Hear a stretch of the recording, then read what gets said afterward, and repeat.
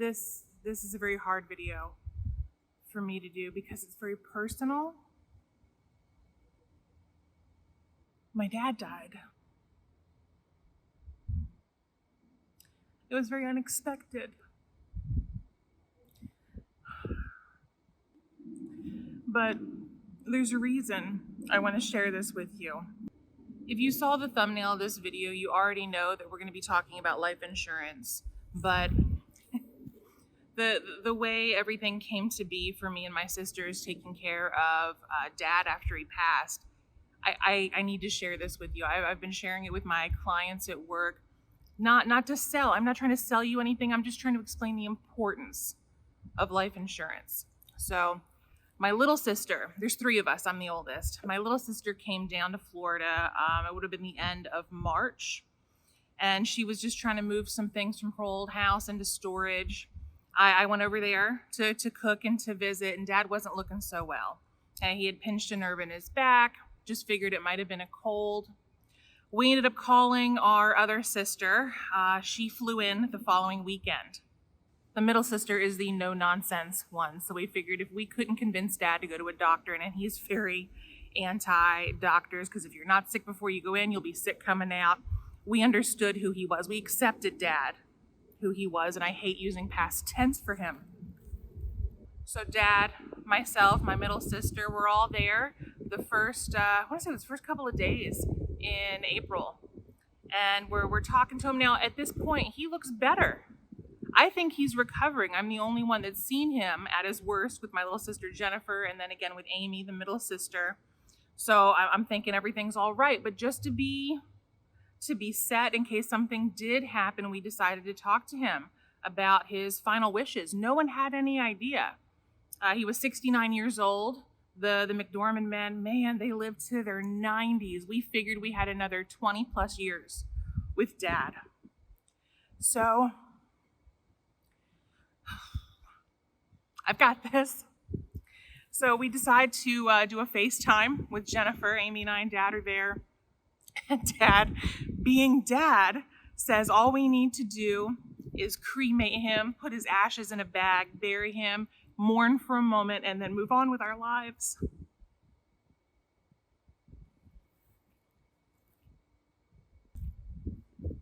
I had printed out some life insurance information for him.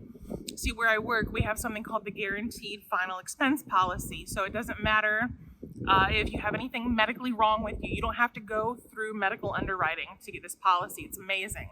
All you have to do is be between the ages of 45 and 80. Boom, you qualify. So I printed that off, showed it to him. It's a whole life policy, so there was some cash value he could build and do whatever he wanted to later with. And he was like, you know what, if you girls want to do it, okay. Because he loved us. Whatever we wanted, he tried to say yes to. At this point, everything is set. We decide that following Saturday, we were going to go ahead and all chip in to get this life insurance policy for Dad. That Saturday,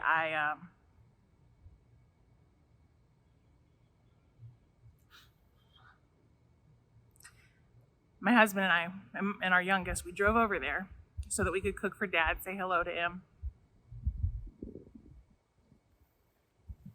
But he wasn't answering his phone. I even called him the night before. But my sisters and I, we wanted to make sure that Dad was okay. And because we were concentrated on getting a hold of him, we didn't get the life insurance policy set up. So I'm going to need a minute for this one. We decided not to stop at the grocery store before we got there, just because we hadn't heard from Dad. He wasn't returning our calls. So we get to the house, we're knocking, no answer.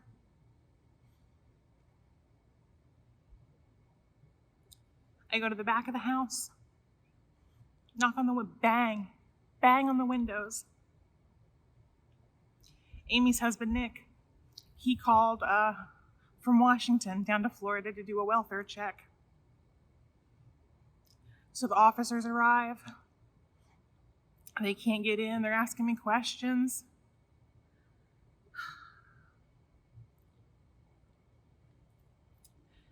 Shortly after them, the fire department came. They got into the house and they confirmed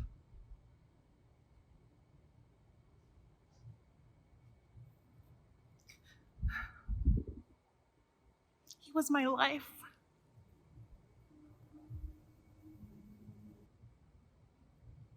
So think about that time frame, right? In this span of 2 weeks, we knew Dad wasn't feeling well. We talked to him about how he wanted to be buried or cremated. We got him convinced to go ahead with life insurance, and he died. The day we were supposed to write life insurance on him. So, this is a message. If you've been waiting before you buy a car, before you buy a house, you're waiting for your kids to graduate high school or college, stop waiting. Stop waiting. What are you doing? There are policies out there that you probably qualify for. If you don't think it's in your budget, do you know how much it costs yet? I mean, get the answers. If you're in Florida and you want a free quote, I am happy to help. I tell people all the time, they're like, what do you do for a living? I tell them, I write checks. I give money to people on the worst day of their lives. That's what I do. And you might be wondering, if you do this for a living, why didn't you have this set up? Because I knew my dad. I respected him. I loved him. And I understood who he was and what he wanted. And it wasn't until he started feeling sick. So that's why I'm telling you, don't wait. Don't put yourself in this position where you have to ask family and friends to help you cover the cremation cost, where you have to take all of your vacation for bereavement, where you just have to put everything you've got into a week's time frame to get everything done. My sisters, one from Washington, one from, I want to say Ohio because that's where she's moving. But they were out of state, so all the travel expenses to get down there, the time to take care of everything. And we used a site where we were able to put Dad's obituary out there and share it with family and friends online. That's how they were able to donate. And if you did donate, thank you very much for your generosity, your prayers, your love. My sisters and I really appreciate it.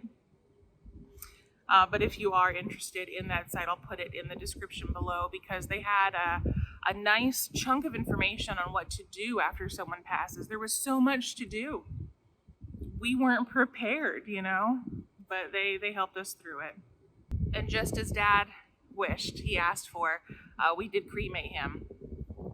We decided not to do a funeral because most of our family is out of Florida now, and we didn't want anyone else to have to spend money coming down. But there was this beautiful moment. The funeral home had called me to let me know that in a few minutes they were going to cremate Dad. And we were sitting on his porch. The whole family, me and my sisters, our husbands. Amy had brought her kids down, so we were all on Dad's porch because that's kind of where we camped out all week. And then Jennifer, she was having a moment, and she went to Dad's car. He had this old, I think it was an '09 PT Cruiser. So she went over there, sat in it. She starts screaming, "Melissa, Amy, get over here." So we get off the porch, we go to the car.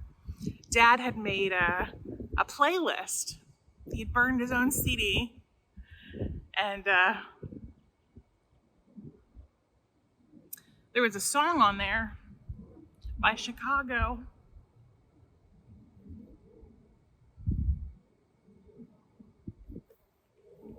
Wish You Were Here.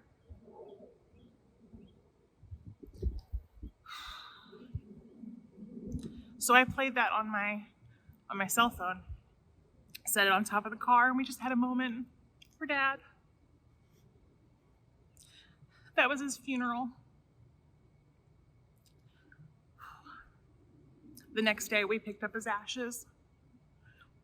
Had plenty of other moments. If you're watching this and you have kids, I would hope that you don't want them to have to go through what my sisters and I went through, trying to get everything done in a short time frame on a very small budget. We did it, but if we had written that life insurance policy, that would have given us a lot more financial freedom to where we could spend more time getting everything done that we wanted to. If you are a kid and you don't know if your parents have life insurance, ask them. make sure you know what they want done when they die, where their life insurance is set up, and if they don't have some, it's free to get a quote. If they tell you I can't afford it, make sure you know how much it is before they rebuttal like that, because it can be very affordable. There are plenty of options. So that's all I have today. Thank you for listening to me and to my story. Amy and Jennifer, if you're watching, I love you.